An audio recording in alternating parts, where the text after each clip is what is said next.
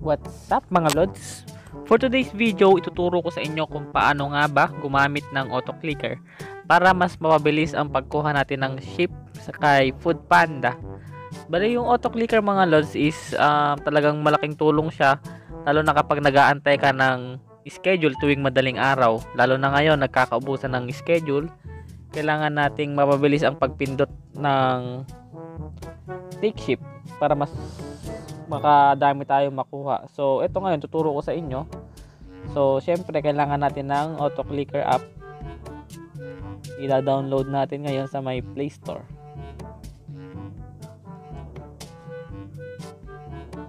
Auto clicker. Install natin to.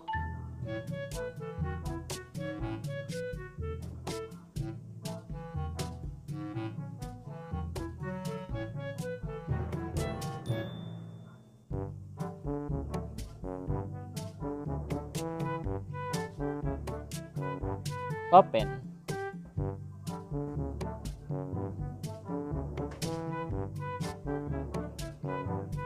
Okay.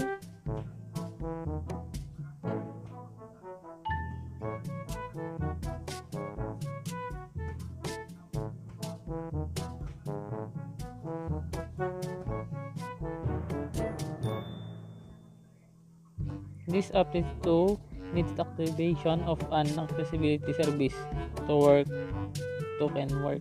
Please tap OK, then choose auto clicker in the list and active the service.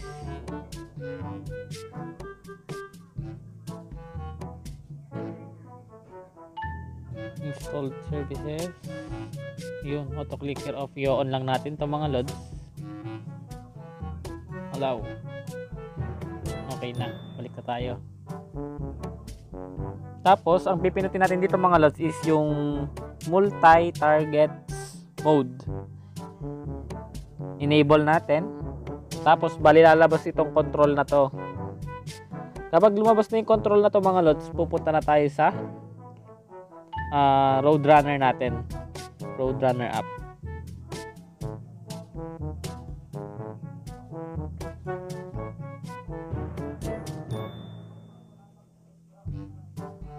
So, yan. Pa tayo sa may ships. Available ships.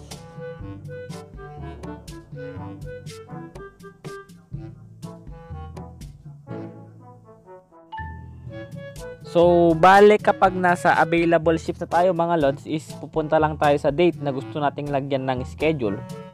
For example, February 21, Monday. So, yan. I-click natin yung Monday. Bale, wala pang available ship. Ang gagawin natin is pipindutin natin yung plus sign.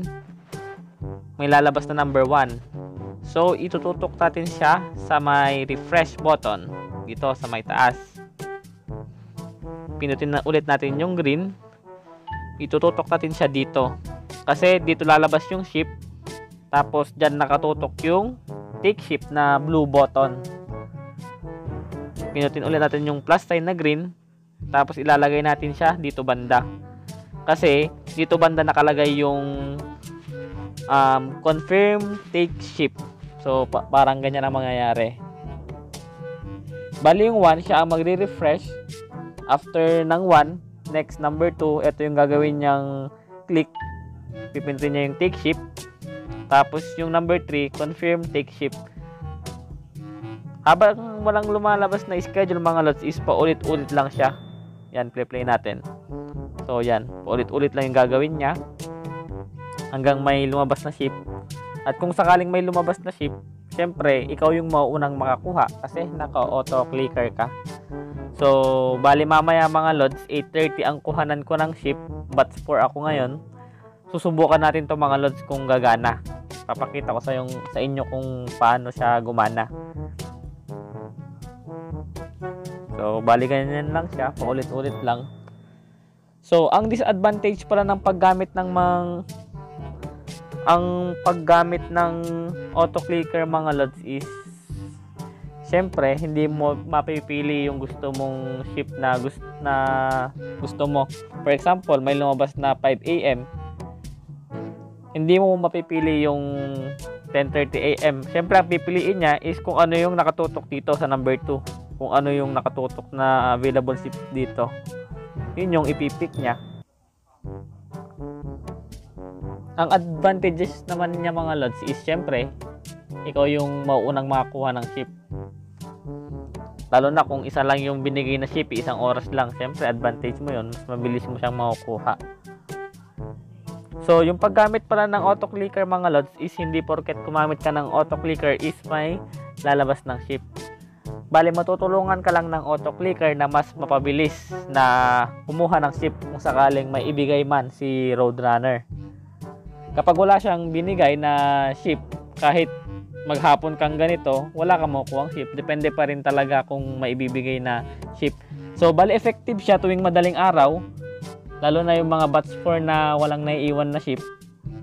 Bali, ganito yung ginagawa nila. Kaya yung mga nagmamanual na kumukuha ng ship, pag pinipindot nila yung take ship is ang lumalabas, resource not found. Kasi naunahan na sila ng mga naka-auto-clicker. So, bali mamaya mga lods, papakita ko sa inyo. Antayin lang natin bago mag 8:30. I-record ko ulit.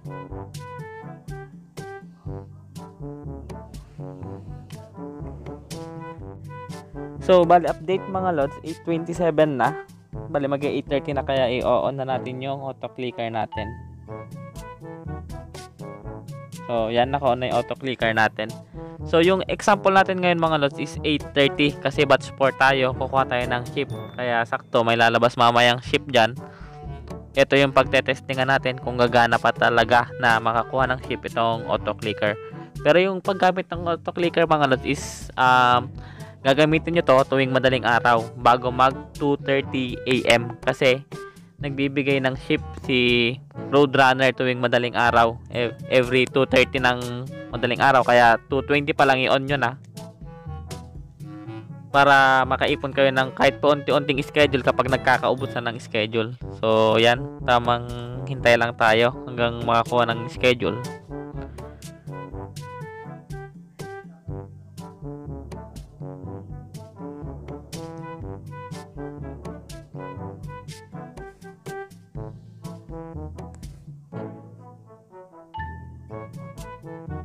Last 2 minutes.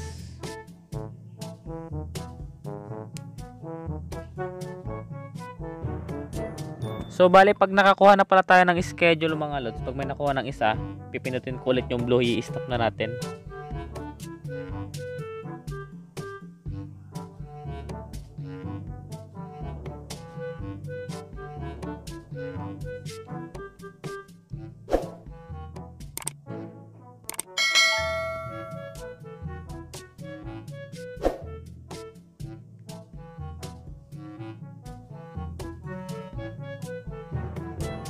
Okay, 8:29.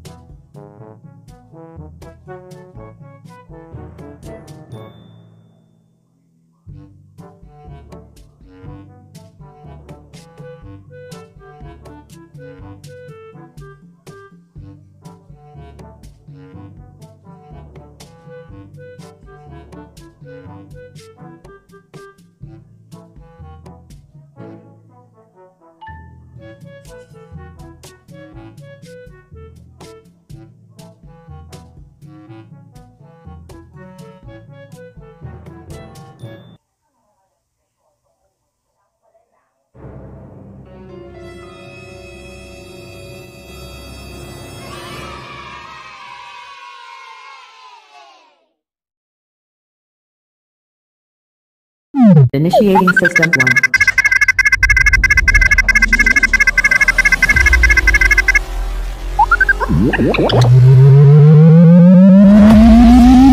System 1 loaded.